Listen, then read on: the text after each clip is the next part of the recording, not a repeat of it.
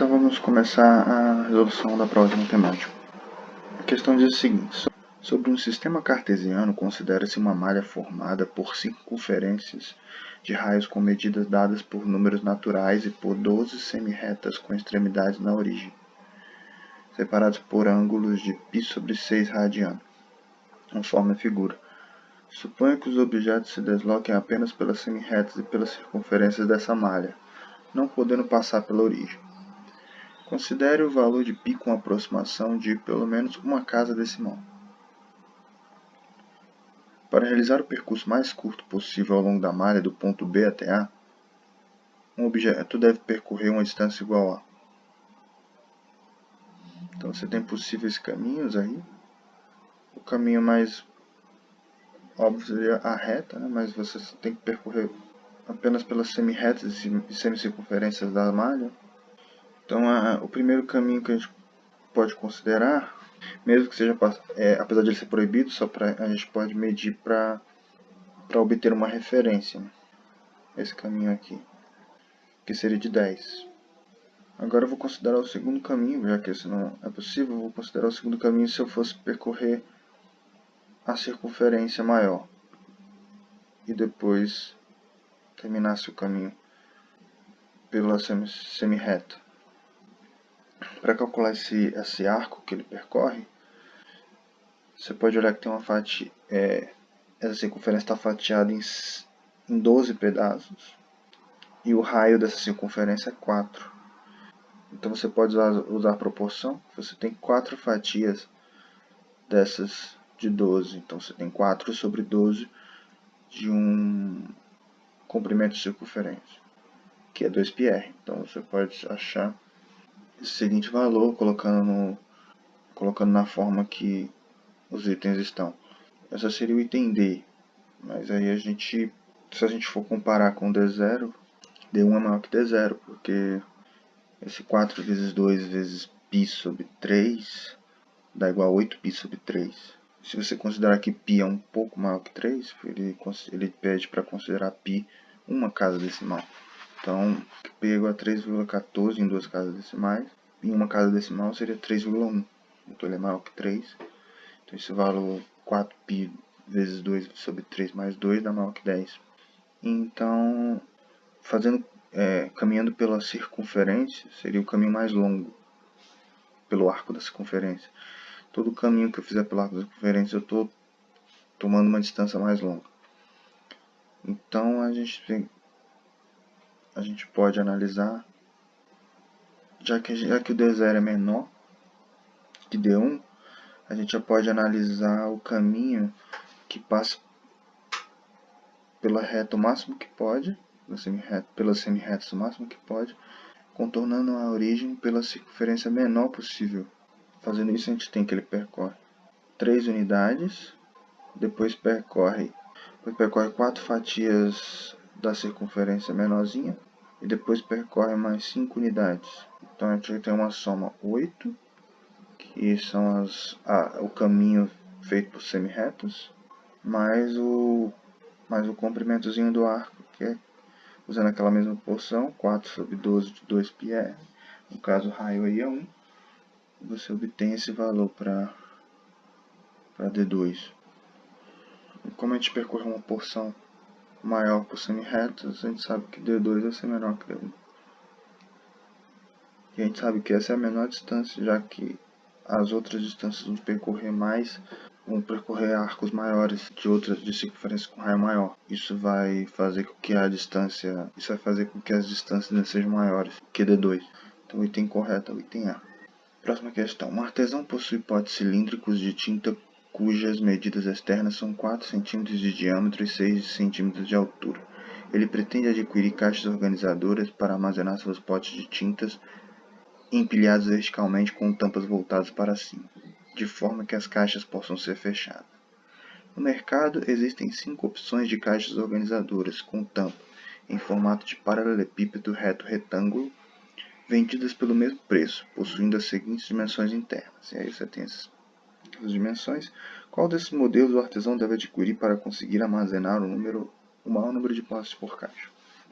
Então a gente tem essas Essa é a medida da lata, você tem um rádio de 2 centímetros, diâmetro de 4 centímetros.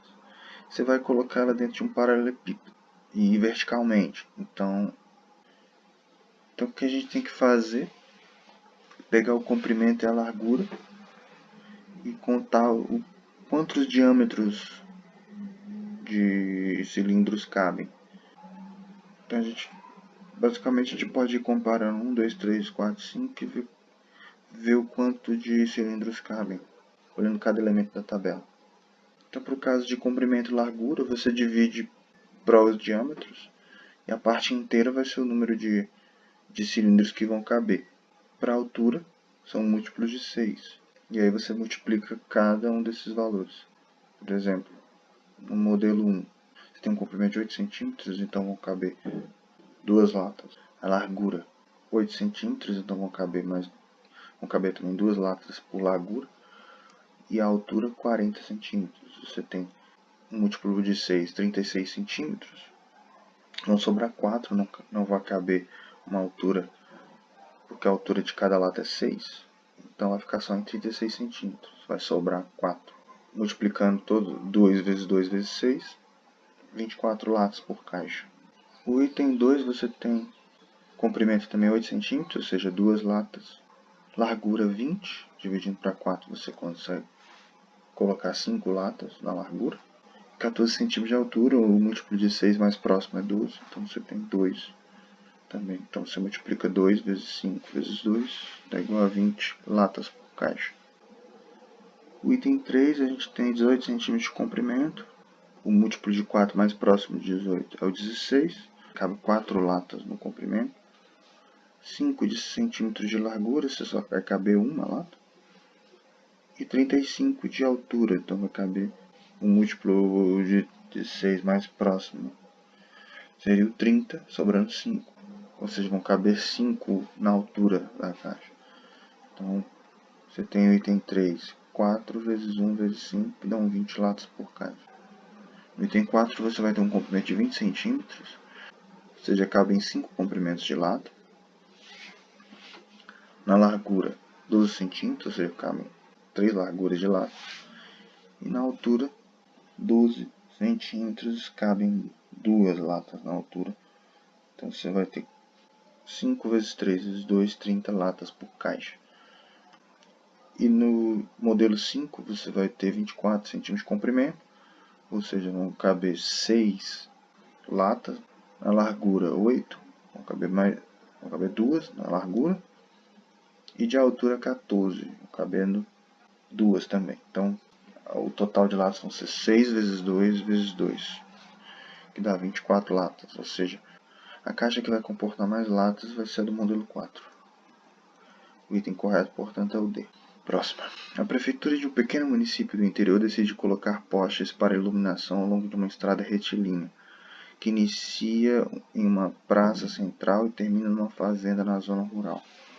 Como a praça já possui iluminação, o primeiro poste será colocado a 80 metros da praça, o segundo a 100 metros, o terceiro a 120 metros, e assim sucessivamente, mantendo-se sempre uma distância de 20 metros entre os postes, até que o último poste seja colocado a uma distância de 1.380 metros da praça. Se a prefeitura pode pagar no máximo R$ 8.000 por poste colocado, o maior valor que poderá gastar com a colocação desses postes é... Então os postes vão ser colocados a partir dos 80 metros, com 20 metros de distância cada um. Ou seja, se eu pegar 1.380 menos 80, que é onde começa, dividir por 20, eu vou ter o número de postes. Só que você vai precisar de... Só que como você começa no 80, então você tem que somar mais um para incluir o primeiro poste que você vai colocar no 80. Então você tem 66 postes. Como o preço máximo que você pode pagar é R$ 8.000 por poste, o maior valor será quando eu pagar esses R$ 8.000 em cada poste. Então você vai ter, multiplicando esses valores, você vai ter um preço máximo de R$ 528.000. O item correto é o C. Próxima questão. A transferência eletrônica disponível, TED, é uma transação financeira de valores entre diferentes bancos. Um economista decide analisar os valores enviados por meio de TEDs entre 5 bancos, 1, 2, 3, 4, 5, durante um mês. Para isso, ele dispõe esses valores em uma matriz, a e J, em que I é maior ou igual a 1, menor ou igual a 5, e J maior ou igual a 1, menor ou igual a 5. E o elemento a e J corresponde ao total proveniente das operações feitas via TED, em milhão de real, transferidos do banco I para o banco J durante o mês.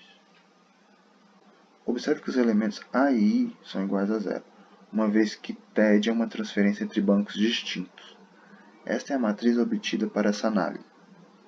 Com base nessas informações, o banco que transferiu a maior quantia via TED ao banco, cada linha é um banco.